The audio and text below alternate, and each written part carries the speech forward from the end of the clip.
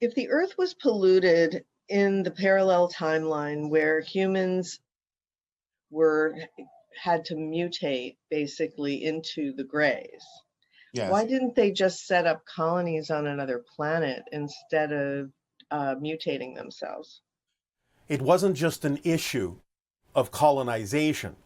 They had already altered their genetic structures to the point where they could no longer reproduce. Therefore, no matter where they were, they would die out. I see. Do the Greys have a special connection to the UK? And is that why, according to a book by that, there is a Grey language that resembles Gaelic? There are connections to many different places on your planet regarding the Greys. There is no connection to the UK that is relatively different than any of the other connections. Okay. And do you have mentors who are Essassani and were training you to become a first contact specialist? And were any humans involved in your training also? We have discussed the idea that my own father was one of the mentors who trained me to become a first contact specialist. There are those that do specialize in those kinds of things, such as my father. Humans directly, no, were not involved, but simulations of humans were. When you were experiencing a simulation of human contact, at the time it was happening, did you know it was a simulation? No. And what was your response emotionally to that kind of contact? In the early stages, surprise, sometimes even to the level of disbelief. What was the disbelief part?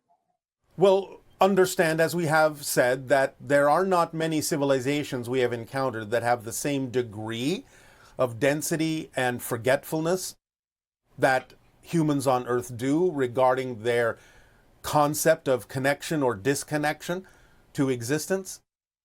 And therefore, there were many things that we were presented with regarding human society that we thought, in a sense, were a trick to see whether or not we would believe what was being presented to us.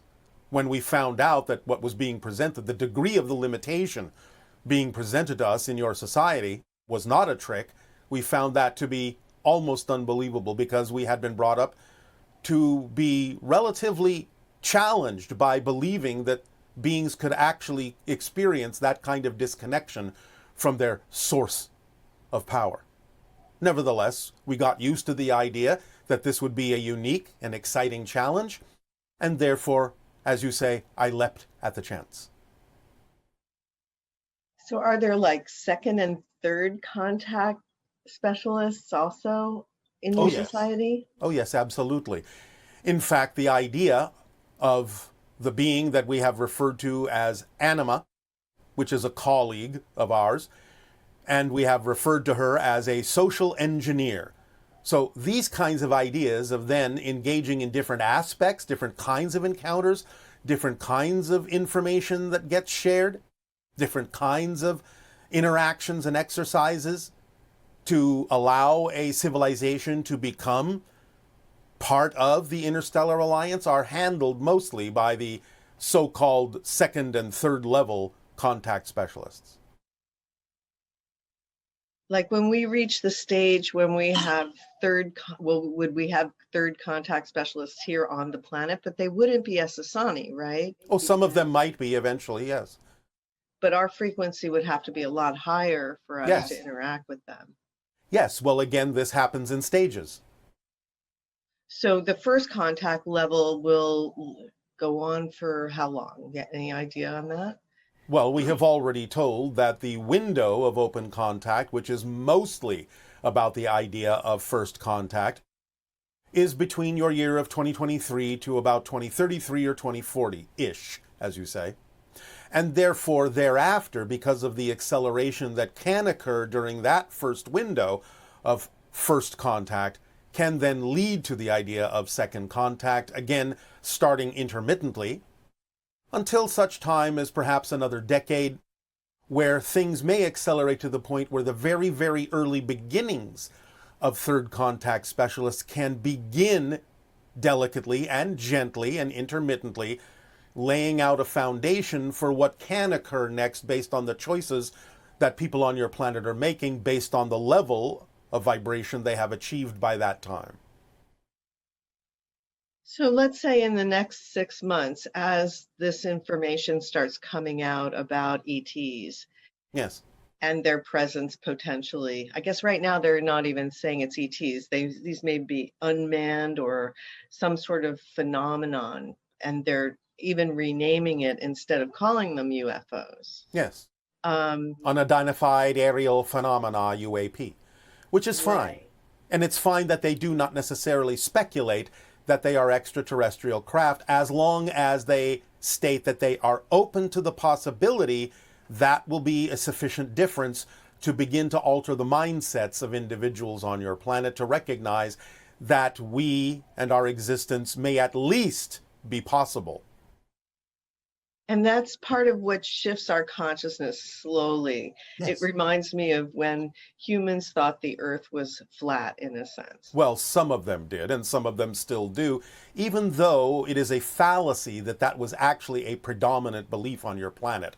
Most of the cultures on your planet have known for quite some time that your world is round. So, like the Native Americans, they were very connected to, I would say, Sirius energy. Is that accurate?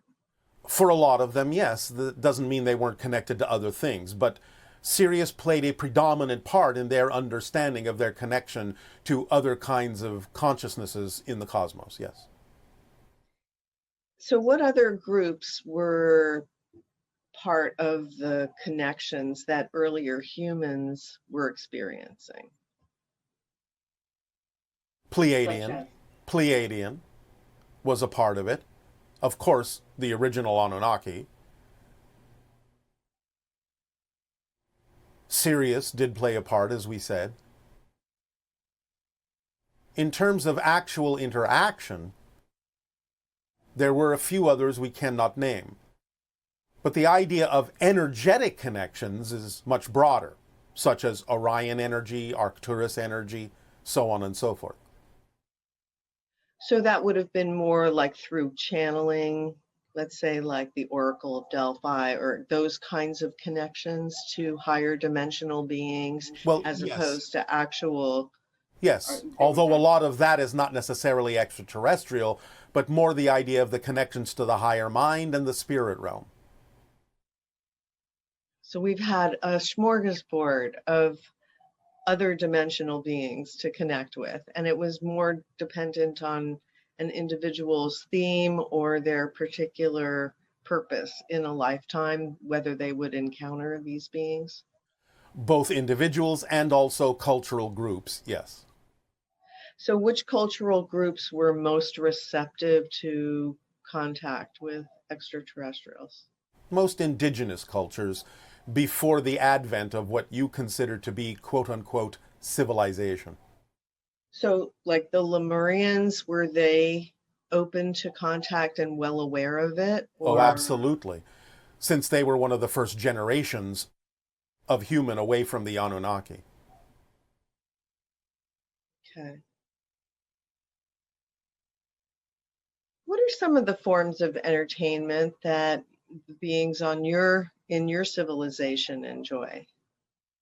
We have talked about the fact that I am a sculptor. There are those that enjoy the idea of singing. There are those that enjoy many other kinds of artistic expressions. Exploration is also a form of entertainment, as long as education is involved as well. The idea is that it can take any form spontaneously that any particular individual in our civilization feels the need to express, although some of them are going to be relatively different than the forms of entertainment that you experience. However, there are things that are sort of similar to physical activities, such as sports, so on and so forth, but a lot of things also take place on energy levels that you don't necessarily experience yet. Do they also have a group of beings that enjoy sort of more the shamanic type of activities with communication of plants and animals and other, well, I mean, it seems like you do that all the time. Yes, but... of course. We don't necessarily consider that entertainment in the way that you ask the question. That's just our normal daily activities. So what have I'll give you a particular example. Yes. One form of entertainment, in particular practiced by a lot of children on our planet, is the idea of what might loosely translate in your language as to popping through dimensions. So the idea is that you can sit still and you can pick a number of parallel realities to relate to. Again, it can be a random choice. It can be decided in any number of ways. Maybe even someone in the group of children will say the number 12. And so all the children will, in that moment, allow themselves to feel a rush of their consciousness popping through 12 different parallel realities in that moment, and then afterward sharing the different experiences of the different experiences that versions of them had in those different parallel realities. That is a form of entertainment as well as education. And like children here, they love to pretend, like they can pretend that they're a certain animal, or they can pretend they're a fireman or something like that. Yes. How is that, those ideas expressed in your culture? More truly experientially. In other words, they can learn to shift their consciousness to experience life literally from the perspective of an animal.